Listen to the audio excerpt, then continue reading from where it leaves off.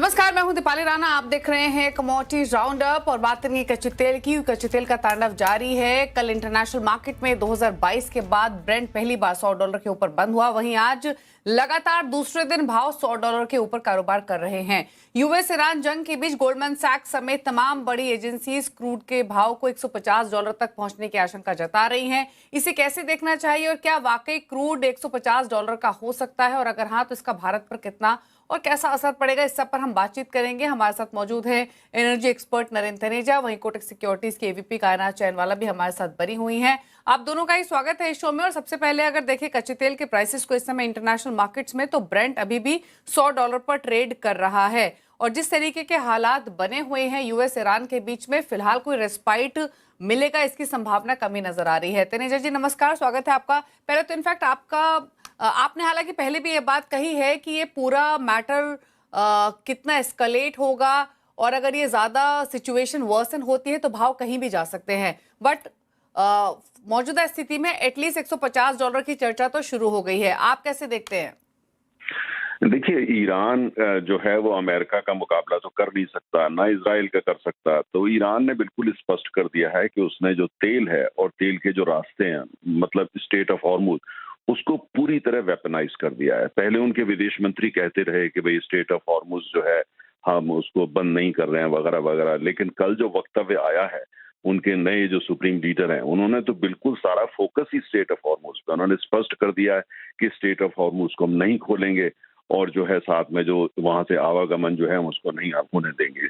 तो इसका मतलब स्पष्ट हो गया, जो क्योंकि फौजी रूप से तो अमेरिका का मुकाबला कर नहीं सकते, लेकिन स्टेट ऑफ हॉर्मुज को अगर वो बंद रखते हैं या वहां जो आवागमन होता है, ऐसे देशों को जिनको ईरान पसंद नहीं करता उनको टारगेट वो करते हैं, तो जाहिर है कि वहां पे जो है वो तेल की कीमतें ऊपर जाएंगी। दूसरी, अमेरिका के ऊर्जा मंत्री ने कल जो है एक टेलीविजन चैनल को कहा कि भाई कम से कम इस महीने के आखिर से पहले या अप्रैल से पहले वो स्टेट ऑफ हॉर्मुज को जो है वो प्रोटेक्ट नहीं कर सकते, यानी वहां की नेवी जो है वहां पे एक चैनल ऐसा नहीं खोल सकती जो जहां पे अमेरिकन नेवी लग जाए, जिससे कि टैंकर्स का आवागमन शुरू हो जाए। उन्होंने कहा अभी ये संभव कम से कम 10-15 दिन नहीं है।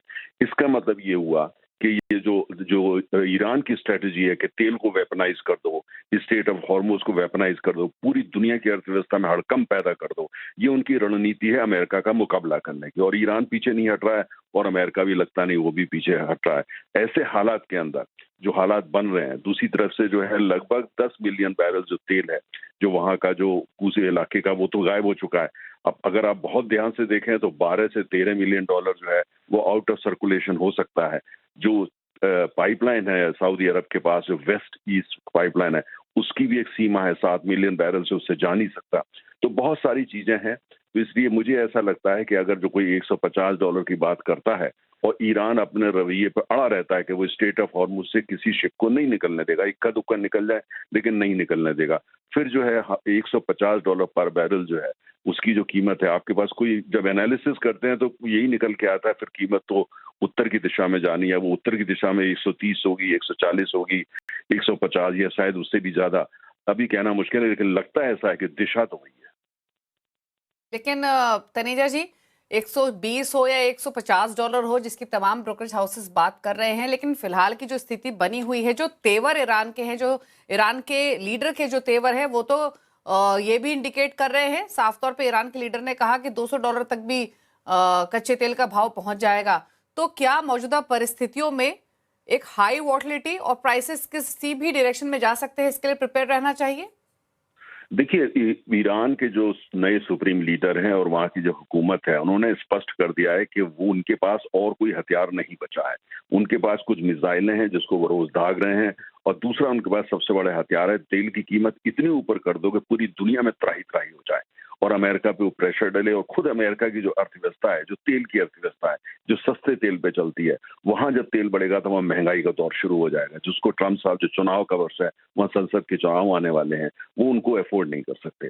ठीक है, उन्होंने ट्रंप साहब ने कल कहा कि हम तो फायदा कमा रहे हैं, तेल महंगा हो रहा है, लेकिन आम उपभोक्ता जो है उसको कोई फायदा नहीं हो रहा। आम उपभोक्ता अमेरिका का परेशान है क्योंकि तेल की कीमतें ऊपर जा रही है। ऐसे हालात के अंदर जबकि पूरा जो स्टेट ऑफ हॉर्मुज का तेल जो 20 मिलियन बैरल्स निकलता है, अगर 20 मिलियन बैरल्स का लेट से मोटा मोटा अगर जो 12 मिलियन गायब हो जाता है सप्लाई सिस्टम से, रशिया तो इतना सप्लाई अकेला कर नहीं सकता। अगर 12 मिलियन गायब होता है तो जाहिर है तेल की कीमतें ऊपर जाएंगी, जो टैंकर्स का जो भाड़ा है वो ऊपर जाएगा, इंश्योरेंस की जो कॉस्ट है वो ऊपर जाएगी, और जो जिन देशों के पास पैसा है जैसे जापान वगैरह, वो कितनी भी पैसा देकर के उस तेल को उठा लेंगे। लेकिन जो विकासशील अर्थव्यवस्था है जिसमें भारत भी शामिल है, हमारे लिए तो बहुत बड़ी चुनौती हो जाएगी अगर तेल भारत को 120, 130, 150 डॉलर पर बैरल पे खरीदना पड़ता है। तो अपन अभी तक तो सरकार ने इंसुलेट करके रखा है, उपभोक्ता को बचा के रखा हुआ है, लेकिन सरकार की भी सीमा है, कंपनियों की भी सीमा है, राज्य सरकारों की भी सीमा है। तो ये सब कुछ चुनौती होने वाली है अगर तेल जो है वो ऊपर जाता है। और जो ईरान का रवैया नजर आ रहा है और साथ में जो अमेरिका का रवैया नजर आ रहा है, ऐसा लगता है कि दोनों झुकने को तैयार नहीं है और दोनों ने ही काफी हद तक वेपनाइज कर दिया है ऑयल को। ऐसे हालात में भारत हो या दुनिया की पूरी अर्थव्यवस्था को उसके लिए तैयार रहना चाहिए कि तेल 140-50 तो हो ही सकता है और तेल की कमी भी हो जाएगी, गैस की कमी भी हो जाएगी, तो उससे कैसे डील करा जाएगा। बहुत ज्यादा सॉल्यूशन या आपके पास एक्चुअली रास्ते होते नहीं है। बिल्कुल। इनफैक्ट तनेजा जी, मैं आपसे ये पूछना भी चाहती थी कि इंडिया कितना वल्नरेबल है इन डेवलपमेंट्स के बीच में। हालांकि सरकार के अब तक स्टेटमेंट्स तो काफी कॉन्फिडेंट रहे हैं रिजर्व्स को लेकर, लेकिन अगर एक्सटेंडेड पीरियड तक प्राइसेस ऊपर रहते हैं तो डेफिनेटली इंडिया के लिए चिंता का विषय हो सकता है। और in fact gas point of view से आप कैसे देखते हैं, क्योंकि यहाँ भी हमारी dependence almost 50% of gas requirements बनी हुई है, और जिस तरीके के हालात हैं, जैसे डेवलपमेंट्स हम देख रहे हैं डोमेस्टिक इकोनॉमी में भी कमी की, कैसे आप पूरी situation gas point of view से पैन आउट होते हुए देख रहे हैं, या कितना चिंता का विषय हो सकता है या कितना असर दिख सकता है? देखिए, हमारी जो आपने देखा कितना बड़ा चिंता है, इस बात से आप लगा सकते हैं कि हमारे देश के प्रधानमंत्री ने ईरान के राष्ट्रपति से कल इस मुद्दे पर बातचीत करी। जाहिर है कि और चीजों के अलावा इस पर भी बात रही है कि होगी कि भाई किस तरीके से भारतीय समुद्री जहाजों के लिए, भारतीय टैंकर के लिए पैसेज को सिक्योर किया जाए। कुछ संकेत है, शायद थोड़ा बहुत राहत इसमें मिल सकती है। हमारे जो टैंकर्स हैं उस रास्ते से निकल सकते हैं, या वो टैंकर जो भारत तेल लेके आ रहे हैं। लेकिन अभी देखना होगा ये कितना संभव हो पाता है। भारत के लिए होता है तो क्या अन्य देश भी मांग करेंगे उनके लिए कर दो, खासतौर से पाकिस्तान और चीन जैसे देश वगैरह वगैरह। तो ये देखने वाला मुद्दा है। लेकिन इतना अब ये तो इतना तो तय हो रहा है, जो हमारे लिए जितनी भी लार्ज इकोनॉमी है जिसमें इंडिया काफी बड़ी गिनती में आता है, उनकी किसी भी लार्ज इकोनॉमी की आयात पर, तेल की आयात पर इतनी निर्भरता नहीं है जितनी भारत की है। हमारी 89% है, चाइना की मोटा मोटा 50% है, अमेरिका की कम है क्योंकि अमेरिका दुनिया का सबसे बड़ा तेल का उत्पादक है। जापान की 90% है, लेकिन वो विकसित देश है और उनके पास ऑयल रिजर्व 4 महीने के हैं। हमारे पास रिजर्व मोटा मोटा जो है 40 दिन के हैं, 50 दिन का मान के चलिए वही स्ट्रेटेजिक रिजर्व में है, साथ में हमारे पास टैंक फार्म्स में है। लेकिन अब उसको बॉटम अप तो नहीं करेंगे ना, उसको रखेंगे कुछ उसमें, और साथ में बाहर से भी, फिर तो 40 दिन का तो हमारे पास है। हमारी चिंता खाली ये नहीं है कि तेल की सप्लाई, अगर युद्ध लंबा चलता है, हमारी चिंता कीमत है। भारतीय अर्थव्यवस्था के लिए सबसे बड़ी चुनौती आज के दिन जब हम ये कार्यक्रम कर रहे हैं, हमारा ये है कि तेल अगर जो है वो ऊपर की तरफ और तेजी से जाने लगता है, 120, 130, 140 की दिशा में जाता है, उसके जो इम्प्लीकेशंस होंगे हमारी अर्थव्यवस्था के लिए, हमारे लिए पेट्रोल डीजल की कीमत के लिए, वो हमारे लिए चुनौती है। आपने गैस का जिक्र किया, एलपीजी, भारत एलपीजी का दूसरा सबसे बड़ा जो है खरीदार है पूरी दुनिया के अंदर, और उपभोक्ता भी है। और दूसरी बात दिक्कत आ रही है, एलपीजी के टैंकर्स की दिक्कत आ रही है, वहां से सोर्सिंग की वो तो आ रही है, लेकिन साथ में जो एलएनजी हम भारी मात्रा में इंपोर्ट करते हैं, वो अधिकतर एलएनजी हमारी जो है वो आती है कतार से, और कतार ने तो प्रोडक्शन ही बंद कर दिया। अमेरिका के पास सरप्लस कैपेसिटी है नहीं, तो लिहाजा हम नाइजीरिया से, इजिप्ट से, अल्जीरिया से, ब्रुनाई से कोशिश कर रहे हैं, नॉर्वे से कोशिश कर रहे हैं, वहां से लाने की कोशिश की जा रही है। लेकिन उसके लिए साथ में ये आवश्यक हो जाता है, उसके बाकी चीजें उसके अनुकूल रहे, इंश्योरेंस वगैरह उसमें शामिल होता है, टैंकर्स की अवेलेबिलिटी उसमें शामिल होती है। तो चुनौती है, लेकिन एलपीजी में थोड़ी सी चुनौती ज्यादा है। हालांकि देश में उसका उत्पादन बढ़ चुका है, लेकिन हमारे, जैसे मैंने कहा, हमारे लिए सबसे बड़ी जो चुनौती आ जाती है वो कीमत की आती है। डिसरप्शन की कीमत, अभी डिसरप्शन अभी तेल में बहुत चिंता का विषय नहीं है, एलएनजी में थोड़ा सा विषय है, एलपीजी में थोड़ा ज्यादा बड़ा विषय है। तो इस सारी चीजों को मैनेज करना पड़ेगा। अगर युद्ध 5, 10, 15, 20 दिन, 15 एक दिन में हो जाता है, तो मुझे लगता है कि भारत में बहुत बड़ी चिंता का विषय, चिंता तो है, डिसरप्शन तो है, दिख रहा है एलपीजी में, लेकिन यह कि शायद उसको हम मैनेज कर ले जाएंगे। लेकिन जो हालात नजर आ रहे हैं, जो ईरान का रवैया है कि वो ये चाहता है कि अमेरिका जो है एक तरीके से हार मान ले, उसकी बातों को माने, उसको गारंटी दे के दोबारा वो कभी युद्ध करने का प्रयास नहीं करेगा और ईरान का जो रवैया है उस पर वो बीच में नहीं आएगा। अब अमेरिका का भी रवैया ये कि हम ऐसा नहीं करेंगे। अब जब इस तरह का रवैया हो जाए और इस सबके बीच में तेल फंस जाए, और तेल ही सबसे बड़ा हथियार है आज ईरान के हाथ में, तो आगे क्या होगा आप खुद अंदाज लगा सकते हैं। लेकिन कहीं भी, जिसको अंग्रेजी में बोलते हैं light at the end of the tunnel, अभी तो मुझे टनल ही टनल दिख रही है, लाइट मुझे कहीं नजर नहीं आ रही।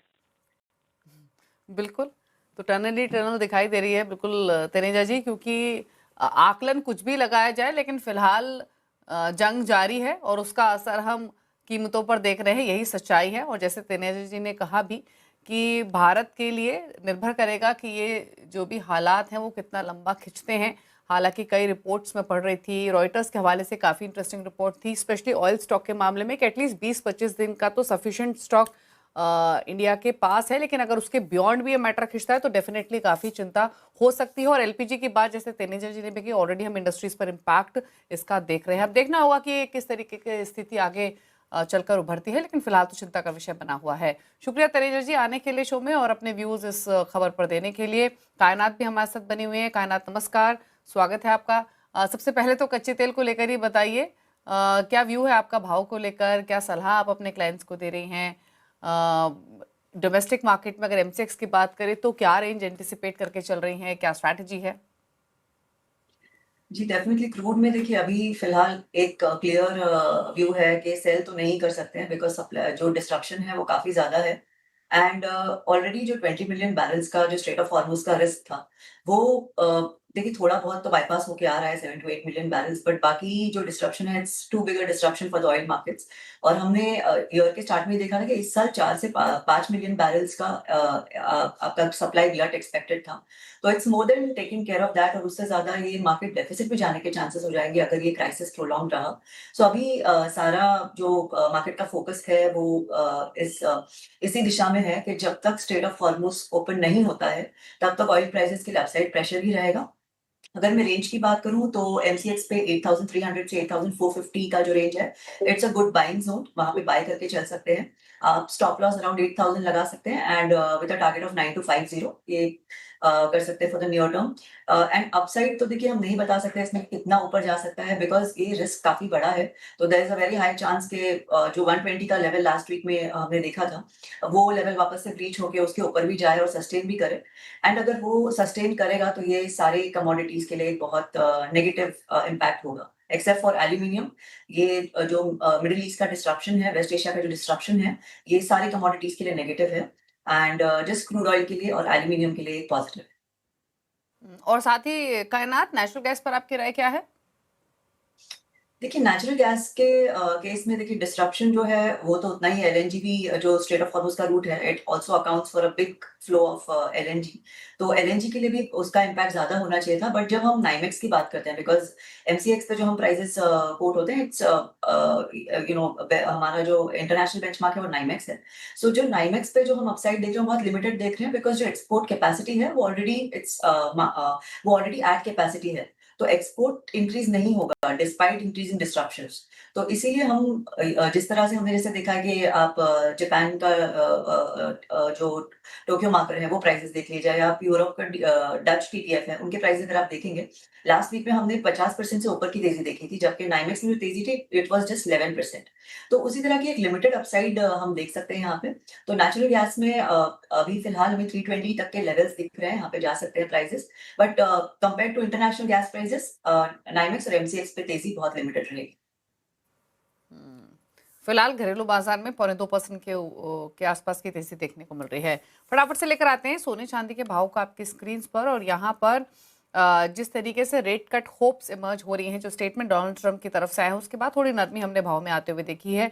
हालांकि बहुत ज्यादा कमजोरी नहीं है, फ्लैट टुवर्ड्स नेगेटिव बायस गोल्ड, लेकिन सिल्वर में थोड़ा सा 1-1.5% के आसपास का ड्रॉप देखने को मिल रहा है। अभी रेट कट होप्स काफी स्ट्रांगली इमर्ज हुई है डोनाल्ड ट्रंप के स्टेटमेंट के बाद, जहां पर उन्होंने क्लियरली कहा है कि फेड को तुरंत दरें घटानी चाहिए। असर हम ऑलरेडी देख रहे हैं बाजार पर। क्या व्यू है आपका सोने और चांदी दोनों पर? कायनात जी ये तो जो ट्रम्प का कमेंट आया है कि टेंशन कट करना चाहिए, अगर वो होता है तो definitely it's a big positive for gold and silver. लेकिन जिस तरह के हालात अभी बन रहे हैं गिवन और हम जब स्टेट ऑफ हॉर्मुज की बात करते हैं, it is not just oil या एनर्जी या fertiliser products, it is a route. तो वहां से सारे जो आपके अगर इसमें प्रोलॉन्ग रिस्क रहा तो ये सप्लाई चेन को डिस्टर्ब करेगा, एंड सप्लाई चेन डिस्ट्रप्शन से इन्फ्लेशनरी कंसर्न्स काफी ज्यादा बढ़ जाते हैं। तो मार्केट्स के अगर अभी हम जैसे हम सीएमई का फेड वॉच टूल अगर हम देखें तो अभी रेट कट एक्सपेक्टेशन डायरेक्टली सितंबर से दिसंबर पे मूव हो गए। सो अगर अनएक्सपेक्टेडली रेट कट होता है तो it's a big positive, but अगर रेट कट नहीं होता है तो there is very high chance के बहुत ज्यादा डिले हो सकता है rate cuts, and which will be negative for gold silver prices.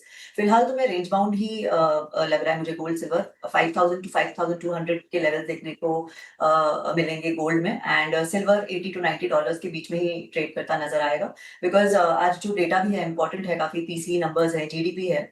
Although बहुत ज्यादा कुछ अगर उसमें कुछ अलग सा कुछ शिफ्ट होके आता है तो थोड़ा मार्केट्स में मूव देखने को मिलेगा, बट मुझे लग रहा है कि पूरा फोकस अभी फिलहाल यूएस, ईरान और ये स्टेट ऑफ हॉर्मुज का जो प्राइसेस है इसी पे रहेगा, तो प्राइसेस थोड़े से रेंज बाउंड होके रह सकते हैं। ओके, चलिए, शुक्रिया कायनात आपका आने के लिए शो में और अपने व्यू तमाम कमोडिटीज़ पर देने के लिए। फिलहाल गोल्ड सिल्वर दोनों ही रेंज बाउंड रह सकते हैं, ये यहाँ पर व्यू है। अभी भी आप देखें तो गोल्ड तो हालांकि फ्लैट रहेंगे, सिल्वर में थोड़ा प्रेशर देखने को मिल रहा है। चलिए रुकने NBC Awaaz and India Bonds present Bond Street. नमस्कार, बॉन्ड स्ट्रीट में आपका स्वागत है। हमारे साथ अब लक्ष्मी अय्यर जुड़ रही हैं जो कि ग्रुप प्रेसिडेंट हैं investment and CEO Bajaj alternate investment management limited से। लक्ष्मी, बहुत शुक्रिया हमारे साथ आज यहाँ पर जुड़ने के लिए। एंड क्लियरली इक्विटी के बारे में लोगों को पता है, अब तो शायद सोने के बारे में भी पता है, लेकिन जब हम ऑल्टरनेट्स की यहाँ पर बात करते हैं इन्वेस्टमेंट्स की, आप कहेंगी कुछ विलिंगनेस, अवेयरनेस, कहीं कुछ कमी है शायद? हाय मनीषा, सबसे पहली बात, जब हम ऑल्टरनेट्स की बात करते हैं वो एक माध्यम है निवेश करने का। तो वहाँ पे अगर आप देखोगे तो अगर आप एक पाई चार्ट बनाओगे और देखोगे कि आम आदमी जो इंडिया का हाउस होल्ड है वह कहाँ पे निवेश करता है, तो आपको रियल एस्टेट आएगा, सोना आएगा, फिक्स डिपॉजिट, इक्विटीज़ वगैरह एकदम पिछले हिस्से में आता है, इक्विटीज तो सबसे नीचे में आता है। तो हम बोल रहे हैं कि ऑल्टरनेट्स के द्वारा हम आपको रियल एस्टेट में पैसे लगाने की सहूलियत दे रहे हैं। आपको अगर अगला आइडेंटिफाई करना, अगला लिस्टेड लार्ज कैप एंटिटी कौन हो सकता है, उसको आप 5-6 साल पहले आइडेंटिफाई करने का आपको हम मौका दे रहे हैं। तो जिसको हम बोलते हैं अनलिस्टेड, जो कि प्राइवेट इक्विटी के नाम से भी जाना जाता है। एआई का काफ़ी सारा फैड है आज की तारीख में, फैड नहीं मैं बोल रही हूँ, ट्रेंड है। तो एआई स्टार्टअप कंपनीज में कैसे निवेश किया, तो ये सारी चीज़ों को अगर आप घोल के दिखा दो तो वो है ऑल्टरनेट इन्वेस्टमेंट्स। यहाँ पे सबसे अच्छी बात ये है कि अगर लिस्टेड इक्विटी पब्लिक मार्केट्स की जो इंडस्ट्री है अगर 15, 17, 18% से ग्रो हो रही है in terms of industry growth, यहाँ पे ये जो इंडस्ट्री है 35 से 40% के हिसाब से ग्रो हो रही है, जो कि काफ़ी सराहनीय है। क्योंकि लोग जब जानते हैं, जब लोग हिस्सा जो भाग लेना चाहते हैं, तब आपको पता चलता है कि हर एक जगह पे उनको बॉक्स ऑफिस और क्रिटिक्स के रिव्यूज देखकर उनको जांच पड़ताल करने की जरूरत नहीं है, तो उनको समझ में आ गया है। और ये रोजमर्रा अगर हमारे पास सबके पास घर है तो आप रियल एस्टेट में निवेश करो। तो आई थिंक ये जो इकोसिस्टम है ना, हमारे हिसाब से अगले आने वाले कुछ साल में भी बढ़ता ही जाएगा। और अगर इसी बीच में हम बॉन्ड मार्केट्स की बात करें, जहां पर हमने मल्टीपल साइकिल्स यहां पर आते हुए देखी हैं, लेकिन एक स्ट्रक्चरल पुश जो यहां पर देखने को मिला है वो आप कहेंगे अब बनता हुआ नजर आ रहा है, चाहे वो सेबी का आउटरीच प्रोग्राम है, नीति आयोग की रिपोर्ट है, या फिर ओबीपीपी का जो इतना बड़ा हमने फैलाव बनता हुआ देखा है। देखिए मनीषा, बॉन्ड मार्केट्स एक ऐसी कैटेगरी, ये टॉपिक है जो जैसे बॉलीवुड भाषा में हम बोलते हैं लोगों के दिल में आता है, दिमाग में नहीं। तो बिकॉज बाय बर्थ सबके पास एक बैंक अकाउंट होता है, खाता खोल देते हैं और उनके पास एफडी होता है। तो उनकी जो माइंडसेट है, बॉन्ड की माइंडसेट है, लेकिन जो बॉन्ड मार्केट की जो वेरियस पैरामीटर्स है वो उनको शायद पूरी तरह समझ में नहीं आता है। जैसे ऑनलाइन बॉन्ड प्लेटफॉर्म्स का अनाउंसमेंट हुआ, अभी तो हाल 3-4 साल ही हुए, तो वहां से आपको 10,000 रुपए में आपको ये बॉन्ड मार्केट का एक्सपोजर मिल सकता है। तो हम जैसे बोलते हैं फ्रैक्शनल यूनिट, जिसको हम बोलते हैं टोकनाइज फॉर्म में, आपको 5 करोड़ रुपए डालने की जरूरत नहीं है। तो हमारा ये मानना है, तो अब तक पिक्चर तो शुरू ही नहीं हुई है, ये तो मध्यांतर भी नहीं है, मैं तो बताऊंगी ये ट्रेलर भी नहीं है, मैं तो बोल रही हूँ पिक्चर शुरू और ट्रेलर शुरू होने के पहले के जो एडवर्ट्स चल रहे हैं वो सब एडवर्ट्स चल रहा है। तो यहाँ से इसकी जो कड़ी है, मेरे हिसाब से ये कड़ी हमेशा स्ट्रांग होती हुई, ये हनुमान के पुचड़े की से भी ज्यादा लंबी होती हुई दिखाई दे रही है मुझे, क्योंकि यहाँ पे अपॉर्चुनिटी है, डिमांड है और सप्लाई है, और जब डिमांड और सप्लाई का मिलन होता है तो शादी रचती है। वो होनी बाकी है अभी। बिल्कुल। ओके, एक पोर्टफोलियो की अगर बात करें, और जैसे आपने कहा लोग ऑल्टरनेट्स में यहाँ पर इन्वेस्ट करते हैं, लेकिन एक बहुत ही ऑर्गेनाइज या स्टैंडर्ड तरीके से शायद नहीं करते हैं। कैसे आप देखती हैं एक प्रॉपर पोर्टफोलियो बनता हुआ, स्पेशली जिस तरह का सिनेरियो फिलहाल है? देखिए, आज की तारीख में आपका पोर्टफोलियो और मेरे पोर्टफोलियो में अंतर हो सकता है, क्योंकि आपकी रिस्क टेकिंग जो क्षमता है और मेरे में काफ़ी अंतर हो सकता है। हमारी लाइफ साइकिल जर्नी एक समान हो सकती है, तो हमारा ये मानना है कि जैसे बोलते हैं हर एक फ्रेंड ज़रूरी होता है, हर एक एसेट क्लास ज़रूरी होता है। तो पहले तो अपने रिस्क को जानिएगा और हर एक कैटेगरी में आपको निवेश करने के मौके मिलेंगे। जैसे अगर हम बॉन्ड्स की बात करें तो ऐसा नहीं है कि आपको केवल प्लेन मिलना, सिंपल सा साधारण सा बॉन्ड लेना है, आपको वहां पे भी एग्जॉटिक्स लेना है ऑल्टरनेट्स के द्वारा, आप वो कर सकते हो। आपको लेकिन केवल नींबू पानी चाहिए, आपको नींबू पानी मिल जाएगा। अगर आपको पानी पूरी विद वोडका इन्फ्यूज शॉट्स चाहिए, आपको वो भी मिल जाएगा। तो ये बैलेंस मेरे हिसाब से बहुत जरूरी इसलिए है, और आमतौर पे लोग जानते हैं इसको, लेकिन जब पोर्टफोलियो एग्जीक्यूशन की बारी आती है तो एक झुकाव होता है, एक जो संतुलन जो है ना वो परफेक्ट, तो ये तोड़ना बहुत जरूरी है। क्योंकि चाहे आप रास्ते पे चल रहे हो, चाहे वो आप बॉन्ड पोर्टफोलियो या फिर अपना पूरा एसेट एलोकेशन पोर्टफोलियो बना रहे हो, संतुलन खोना बिल्कुल ठीक बात नहीं है। आप क्या कहेंगी सबसे इफेक्टिव वे यहाँ पर क्या हो सकता है कि हम लोगों को, रिटेल इन्वेस्टर्स को स्पेशली यहाँ पर बॉन्ड्स की तरफ लेकर आएं? कैसे उसको सिंप्लीफाई किया जाए without over simplifying it perhaps? देखिए, रिटेल इन्वेस्टर को अभिमन्यु चक्रव्यूह वाली परिस्थिति में नहीं होना पसंद, यानी कि आपने पैसे लगा दिए और आपको एग्जिट का मार्ग ही नहीं पता। तो इसको इफेक्टिव बनाने के लिए अगर लिक्विडिटी का एक और माध्यम हो, हाल देखिए टिपिकली ये जो मार्केट्स होते हैं ये बड़े इन्वेस्टर यानी 1 करोड़ 5 करोड़ 10 करोड़ के इन्वेस्टर और उसके ऊपर के लोगों के लिए ऊपर नीचे अपने को एग्जिट एंट्री का चांसेस है। लेकिन जब लो टिकट साइज के इन्वेस्टर्स आते हैं तो उनको अगर आप लिक्विडिटी का उपाय बताओगे तो हमारा ये मानना है कि ये कैटेगरी और ये जो एसेट क्लास काफी मेरे हिसाब से बाहुबली बन सकता है। अभी तो मेरे हिसाब से बेचारा छोटा सा छावा है, सिंघम भी नहीं बना है। और जिस तरह से Abbas and India Bonds present Bond Street.